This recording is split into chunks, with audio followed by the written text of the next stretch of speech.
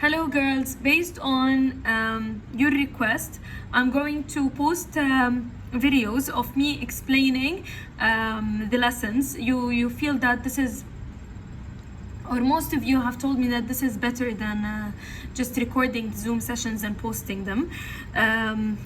So yes, in this video I'm going to start with from Beowulf, the battle with Grendel. Okay, let's start with the literary focus, archetype. Archetype is something that is repeated throughout time in literature. So for example, if let's say I said that in the 12th century the color red was repeated in literature, and then in the 13th century, and then in the 21st century. So the color red becomes here something called archetype because it has been repeated throughout history and literature. One of these things that was repeated throughout history and literature is the epic hero. First of all, if we look at it, first the word epic here, the word epic alone means a long poem. The epic hero is the hero who is inside this epic. Okay, let's go to the reading focus. Paraphrasing. Paraphrasing is when you say the same things that were said, but in your own words. You can change words, and you can use synonyms. You can change sentence structure, and so on. Let's move into the vocabulary terms. The vocabulary terms are three only. The first one is vehemently. It means violently. For example, if I said the girl closed the car's door vehemently. Okay, infallible, it means that it is unable to be fail or wrong. For example, his sword killed the dragon because it was infallible. Extolled means praised, which means just saying good things about someone. For example, the mother extolled the good behavior of her child.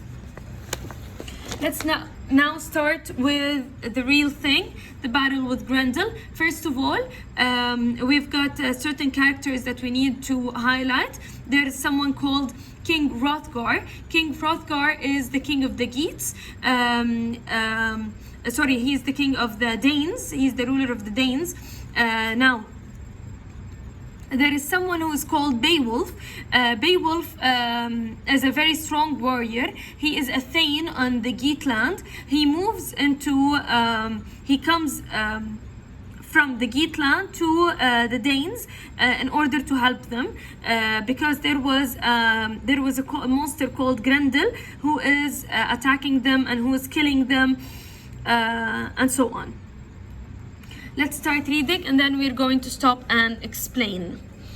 At the beginning of this epic, King Hrothgar, the ruler of the Danes, has recently built the Great Hall Heret to commemorate his many victories. We said that in the Anglo-Saxon society, the halls are quite important because all the warriors would sit in the hall, and they would just narrate their victories and their battles and so on. However, a monster called Grendel lurks in the swamps nearby. Lurks means hides. So this monster, who's called Grendel, he hides in the swamps. Seething with hatred for humans, he hates humans. Eventually, Grendel attacks Heret and kills 30 of Hrothgar's men.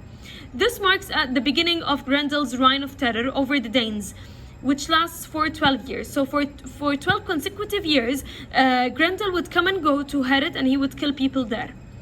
Beowulf, a great warrior who comes from the land of the Geats, which is Sweden, travels to Denmark with some of his strongest men to battle Grendel. Beowulf meets King Hrothgar and announces that he will fight the monster that night without weapons. So this is important because this shows us that Beowulf is an overly confident person in his physical strength because he has decided to fight the monster without using weapons. After a celebration feast, Beowulf and his men take the place of Hrothgar's followers and lie down to sleep in Heret. Beowulf is awake, however, and eager to meet his enemy. He is not kept waiting long, which means here that his plan was to pretend to be asleep, but to be at the same time waiting Grendel in order to arrive so that he can kill him. Out from the marsh, from the foot of misty hills and bogs, bearing God's hatred, Grendel came, hoping to kill anyone he could trap on this trip to High Herit. He moved quickly through the cloudy night, up from his swampland, sliding silently toward that gold-shining hole. So the poem starts with narrating the journey that Grendel takes from the swampland, reaching the gold-shining hole, which is Herit.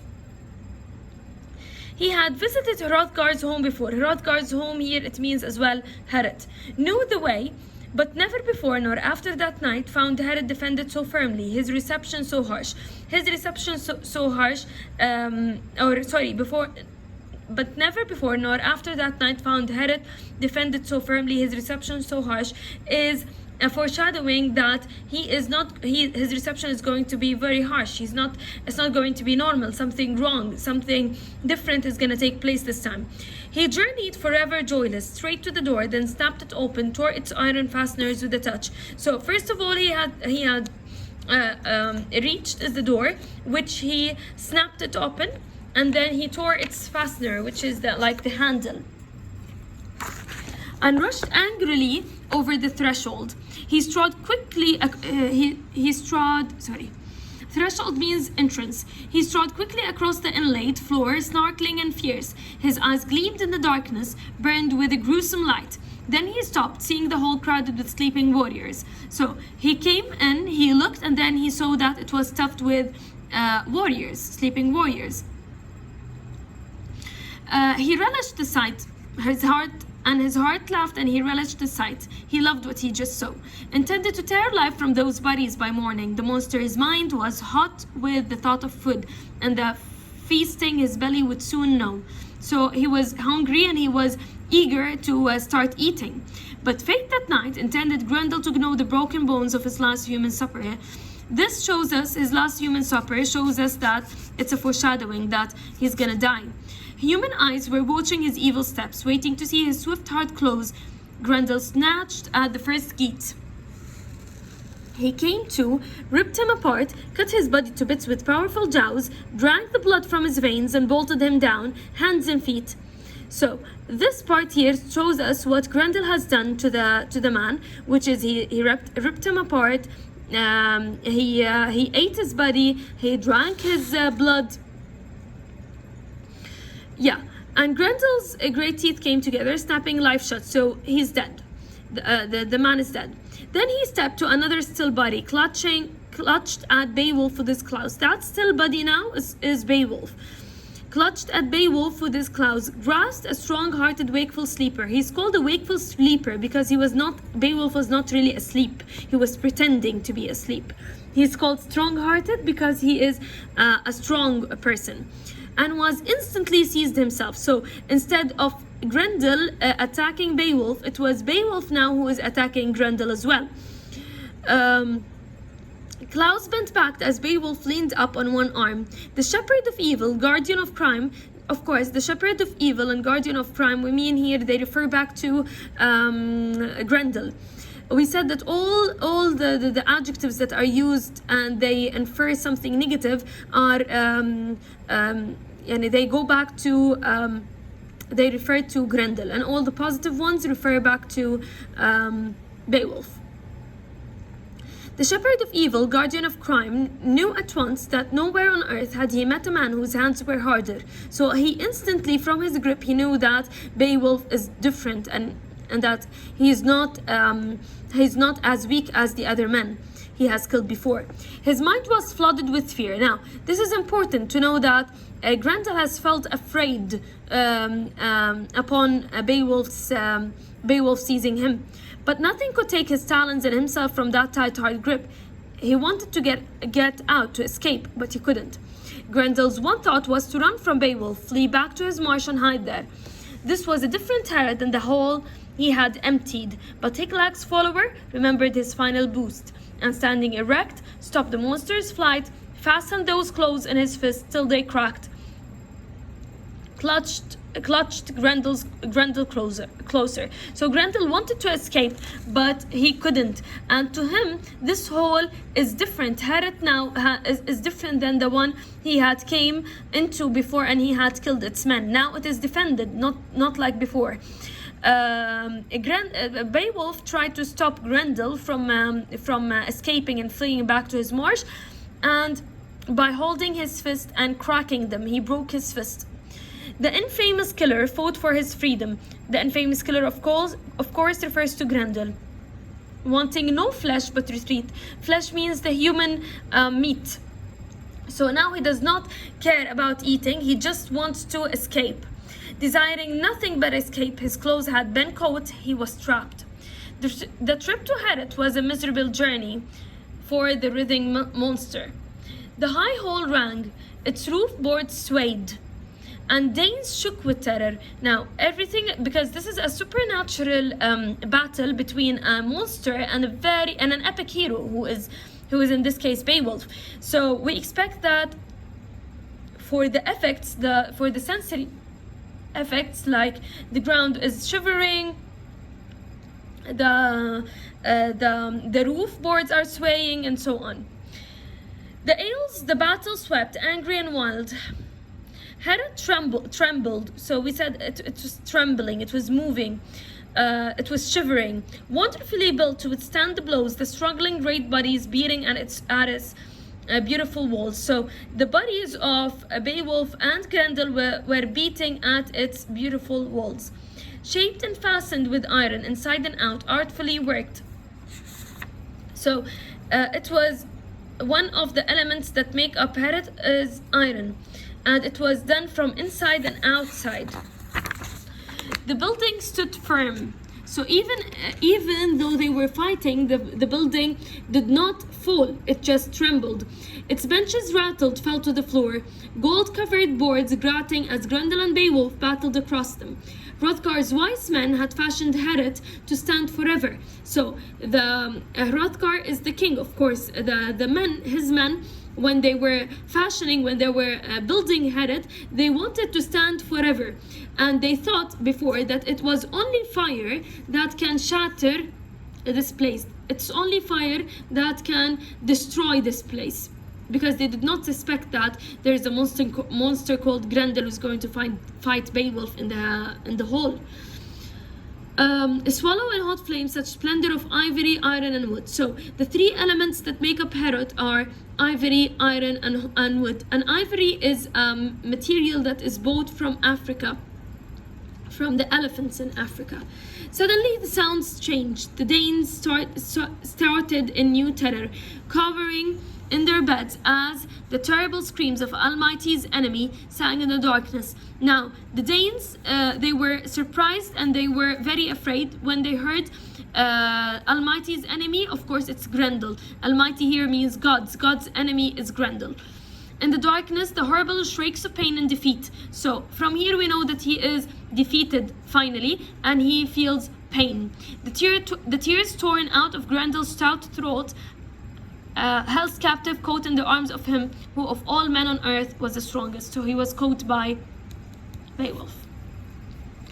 The mighty protector of men meant to hold the monster till its life leaped out, knowing the Fiend was no use to anyone in Denmark. So he wanted here to kill Grendel. He held him until he was killed.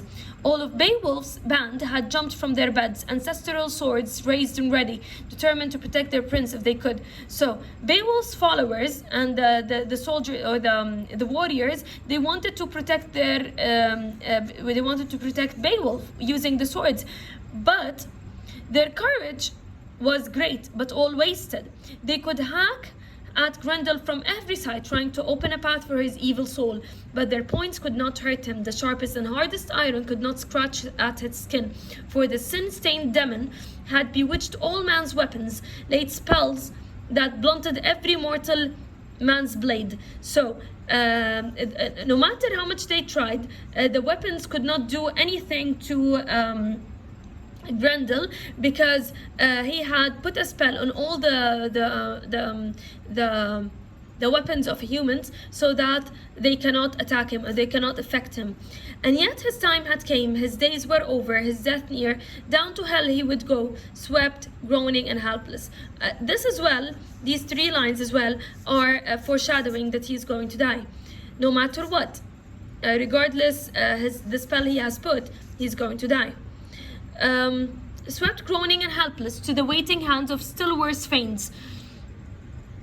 Now he discovered, once the afflictor of men, tormentor of their days, what it meant to feud with Almighty God, Grendel, so that his strength was deserting him. His claws bound fast, Higlac's brave follower tearing at his hands. What we mean here is that Beowulf is attacking him, and Grendel feels pain. The monster's hatred rose higher, but his power had gone. He twisted in pain, and the bleeding sinews deep in his shoulder snapped. Muscle and bone split. So his shoulder snapped. It tore. Muscles and bone, they split and broke. The battle was over. Beowulf had been granted new glory. Beowulf had won. Grendel escaped, but wounded as he was, could flee to his den, his miserable hole at the bottom of the marsh, only to die, to wait for the end of all his days, and for the end of all his days. So Grendel, he escaped to and went to the swampland. However, he was wounded, and his wound was deadly, so it was fatal. And after that bloody combat, the Danes laughed with delight. He who had come to them from across the sea, this refers to Beowulf, of course, bold and strong-minded, had driven affliction off, purged Herod clean. He was happy. Now, with the knight's fierce work, the Danes had been served as he'd served them. So, of course, Beowulf won, and the Danes were very happy. Beowulf, a prince of the Geats, had killed Grendel, ended the grief, the sorrow, the suffering force of Hrothgar's helpless people by a bloodthirsty fiend. No Dane doubted the victory, for the proof, hanging high from the rafters where Beowulf had hung it, was the monster's arm, claw, and shoulder, and all. We said before that that his shoulder snapped, and the bone and the muscle of Grendel's arm, they split into two pieces. This is where his hand went.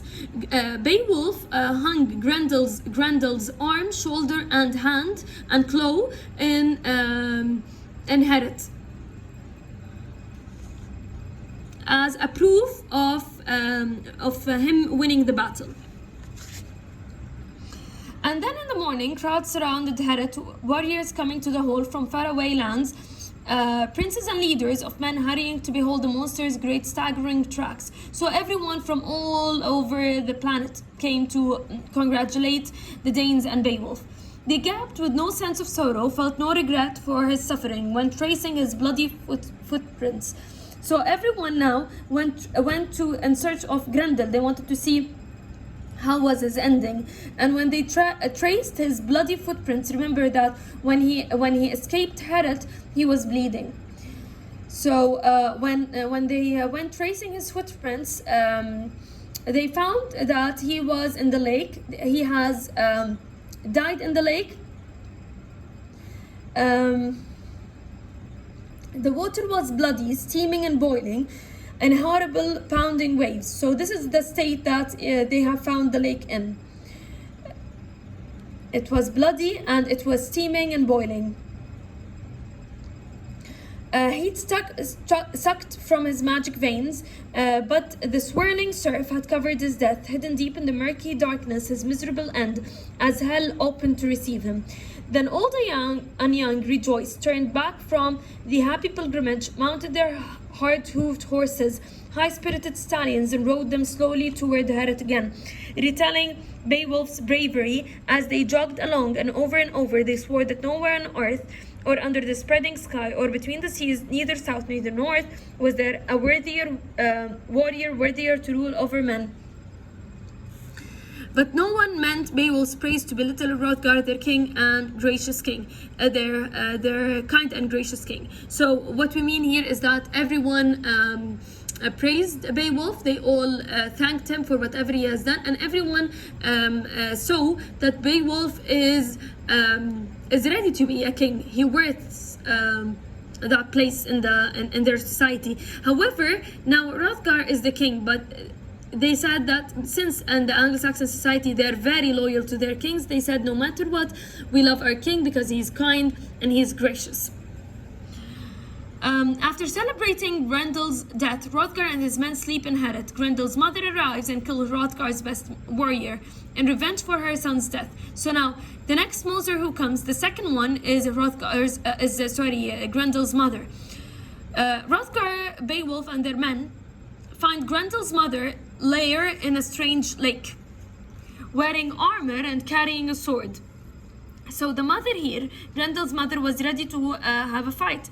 Beowulf dives into the lake at once. Grendel's mother attacks Beowulf. When she is unable to injure him through his armor, Grendel's mother pulls Beowulf to the bottom of the lake. There, in a cave containing the bodies of Grendel and many men, the two monsters have killed Grendel's mother, and Beowulf fight a terrible battle.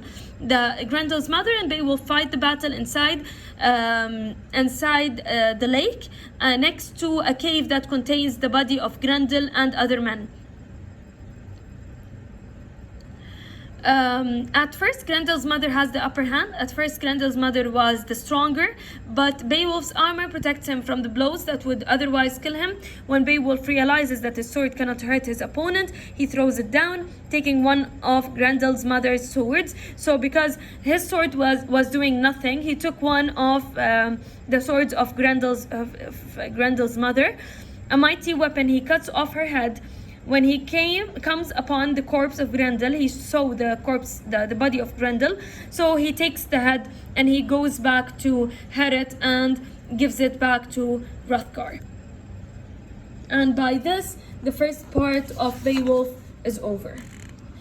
The final battle is going to be explained in another video.